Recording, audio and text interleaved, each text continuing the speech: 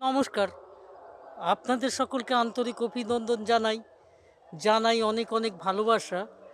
আজকে আমি যে বিষয়টার উপর আলোচনা করতে চাইছি, যে বিষয়টার উপর চর্চা করতে চাইছি, সে বিষয়টি হলো আম জনগণ। এখন এই জনগণের মধ্যে আমিও একজন। এখন জনগণের তো ভিন্নতা আছেই। প্রতিটা মানুষ তার ভাবনা চিন্তায় ভিন্ন, ভিন্ন। তবুও দার্শনিকরা কিন্তু চান যে মানুষ ঐক্যবদ্ধ থাকুক, মানুষ একসাথে থাকুক, এক একসাথে চলো, একই সাথে একই কথা বলো, হোক মন একাকার। এই ভাবনা কিন্তু দার্শনিক ভাবনা।